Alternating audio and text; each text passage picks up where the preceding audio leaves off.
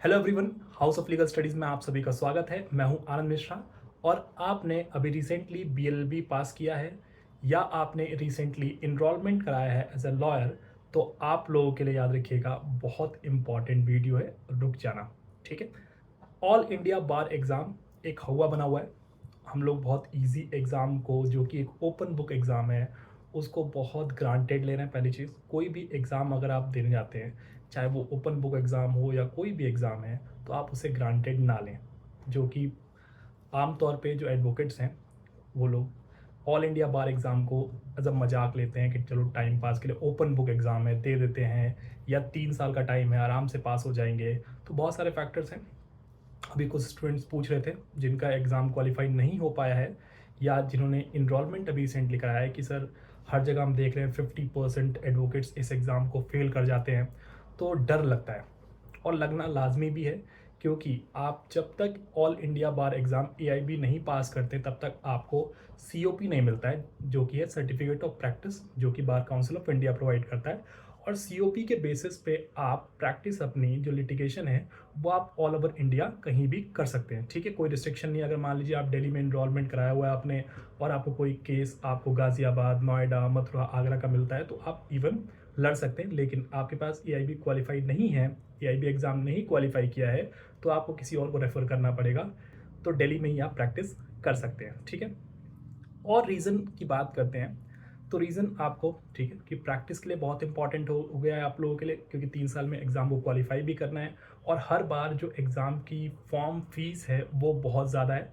तो बहुत लोग बहाने बनाते हैं कि सर देखिए, हर एग्ज़ाम में हर बार जो ऑल इंडिया एग्ज़ाम हो रहा है उसमें हर बार क्वेश्चंस डिलीट हो जाते हैं लास्ट में, इसकी वजह से हमारा, तो उसकी वजह से नहीं होता है। क्योंकि जब भी आपके क्वेश्चंस डिलीट होते हैं, परसेंटेज आपके 45% ही लाना है।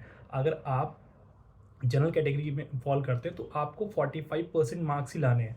अगर 4 क्वेश्चन 5 क्वेश्चन डिलीट हो रहे हैं, तो ऑब्वियस बात है आपके जो पासिंग परसेंट है वो भी आपका कम आ जाएगा। ठीक है, कम क्वेश्चंस के बेसिस पे आपको पास कर दिया जाएगा।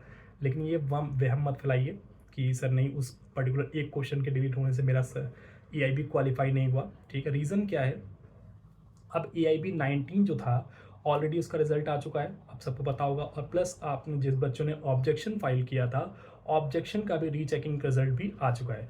तो 19 के लिए कोई दिक्कत नहीं है। लेकिन हम लोग जब एग्ज़ाम देते हैं ना, या आप लोगों ने भी दिया होगा, और अगर आपने पास नहीं किया होगा, तो हम क्या करते हैं, एग्ज़ाम को गेस वर्क पे डील करते हैं। क्योंकि हमने ऑल इंडिया बार एग्ज़ाम के लिए जो 19 सब्जेक्ट्स हैं, जिसमें आपको पता है नेगेटिव मार्किंग नहीं है, उसके बाद भी 100 क्वेश्चंस आप 3 घंटे में अटेम्प्ट करते हैं, जिसमें आपके पास बुक होती है, बेरेक्ट होता है बेसिकली। उसके बाद भी आप गेस वर्क करते हैं। ठीक है, आप नहीं टाइम लगाते कि आप कम से कम बेरेक्ट में इसको क्रॉस चेक कर लें। और हमेशा याद रखिएगा, जब भी आप एग्ज़ाम देने जा रहे हैं ना, तो बेरेक्ट को हम क्या करते हैं, एग्ज़ाम में बेरेक्ट के भरोसे जाते हैं हम लोग एआईबी का एग्ज़ाम देने, जो कि सबसे गलत प्रैक्टिस है। आप बेरेक्ट को एज अ रेफरेंस लेके जाइए कि जो आपने सीपीसी, या हम लोग जो सीआरपीसी की जब बात करते थे, ठीक है, जो आपका सीआरपीसी था जो बीएनएसएस बन गया है, आईपीसी है जैसे बीएनएस हो गया, तो इन सब्जेक्ट्स को आप गो थ्रू करके जाओगे, बेरेक्ट से चीज़ों को कवर करके जाओगे, कॉम्प्रिहेंसिव पढ़ के जाओगे, तो आपको बस रेफरेंस पॉइंट के लिए एआईबी एग्जाम में बुक देखनी पड़ेगी।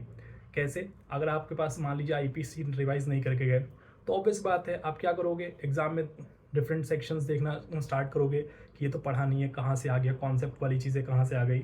लेकिन अगर आपने पहले से तैयारी की होगी, आपने मेजर सब्जेक्ट जो कि कॉन्स्टिट्यूशन ऑफ इंडिया है, सीपीसी है, जो बीएनएस आपका है, बीएनएसएस है, बीएसए है, टीपीए है, कॉन्ट्रैक्ट एक्ट, फैमिली लॉ में हिंदू मुस्लिम लॉ है, अगर इतने भी सब्जेक्ट गो थ्रू करके जाएंगे, जो कि इंपॉर्टेंट सब्जेक्ट हैं, चाहे वो आप प्रैक्टिस करें, ठीक है, या आप जुडिशरी की प्रिपरेशन करेंगे, या इवन आप एपीओ के एग्ज़ाम देते हैं, लीगल ऑफिसर्स के एग्ज़ाम देते हैं, तो हर चीज़ में ये सारे एक्ट्स आप लोगों के आने लाजमी है, याद रखिएगा। ठीक है, लेकिन आपको एज के साथ ही माइनर्स एक्ट पे फोकस करना है, चाहे वो एडमिनिस्ट्रेटिव लॉ हो आपका, पीसीआई रूल्स आते हैं, कंपनी लॉ है, लेबर लॉज आपके होंगे, या नेगोशिएबल इंस्ट्रूमेंट है, पीआईएल से क्वेश्चंस आते हैं, प्रोफेशनल एथिक्स से क्वेश्चन पूछे जाते हैं, लेकिन उसकी वेटेज कम है। तो कॉम्प्रिहेंसिव आपको देखिए 45% पासिंग मार्क्स है, तो जो आपके मेजर सब्जेक्ट्स मैंने बताए पहले, उन्हीं से आप बेसिकली पास कर सकते हैं इस एग्ज़ाम को बहुत ईजिली, क्योंकि आपके पास बेरेक्ट होती हैं सबकी।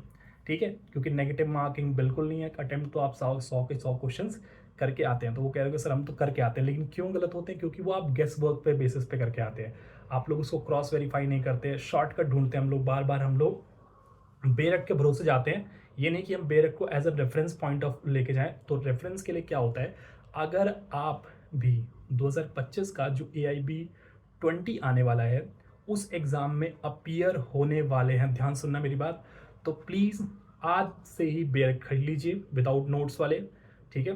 क्योंकि आप, दिक्कत क्या होती है, हम लोग जब एग्ज़ाम की नोटिफिकेशन आती है, फॉर्म भरे जाते हैं, उसके बाद हम बेरेट का सेट लेके आते हैं, है ना, कि 19 सब्जेक्ट्स का सेट लेके आएंगे और उसके फिर हम देखते हैं हो ये तो इतनी मोटी मोटी बुक्स हो गई, बेरेट्स हो गई, तो अब पढ़ें कैसे इसको, फिर हम क्या करते हैं, छोड़ देते हैं, फिर एग्ज़ाम के लिए छोड़ देते हैं कि एग्ज़ाम हॉल में उन बेरेट्स को ओपन किया जाएगा। और तब क्या होता है, तब आपका गैस वर्क करता है और रिजल्ट भी आपका गैस वर्क की तरह आता है कि फिर आप टेंशन में रहते हैं कि एग्ज़ाम क्वालिफाई करेंगे या नहीं करेंगे, ठीक है। तो प्लीज़ ध्यान दीजिए, स्ट्रेटेजी पे ध्यान दीजिए अपने, क्योंकि सब्जेक्ट्स आपके अच्छे खासे कवर होने चाहिए। पेपर के पैटर्न को समझो कि कितने डायरेक्ट बेयरेक्ट से क्वेश्चन पूछे जाते हैं, डायरेक्ट सेक्शन बेस्ड कितने आते हैं, इनडायरेक्ट सेक्शन बेस्ड क्वेश्चंस कौन से आते हैं, केस लॉस के कितने क्वेश्चंस ऑलमोस्ट आते हैं। तो ये सारी चीज़ें आपको देखनी पड़ेंगी, इस रिसर्च करना पड़ेगा। एग्ज़ाम को एग्ज़ाम की तरह ही दीजिए, याद रखिएगा, कोई शॉर्टकट नहीं होता किसी भी एग्ज़ाम को क्वालिफाई करने के लिए। पास्ट ईयर के क्वेश्चंस को देखिए कि किन ट्रेंड्स पे क्वेश्चन पूछे जा रहे हैं आप लोगों के, जैसे एडमिनिस्ट्रेटिव लॉ हो गया या PIL के क्वेश्चंस आपके रिपीट होते हुए दिखेंगे आप लोगों को, ठीक है।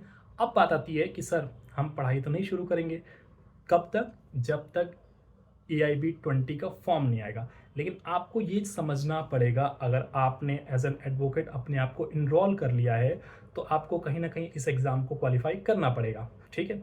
आप मजबूरी में क्वालिफाई कीजिए या खुशी खुशी क्वालिफाई कर लीजिए। तो पहली बार अगर आप क्वालिफाई करना चाहते हो तो ऑब्वियस बात है आपको तैयारी करनी पड़ेगी। तो आज ही बेरेट्स अपनी परचेज कर लीजिए, आज ही से टारगेट कर दीजिए एग्ज़ाम। वो आपका एक्सपेक्टेड डेट हो सकता है एग्ज़ाम अभी जुलाई में हो जाए, हो सकता है ये अक्टूबर में हो सकता है दिसंबर में, उसका वेट मत कीजिए, ठीक है।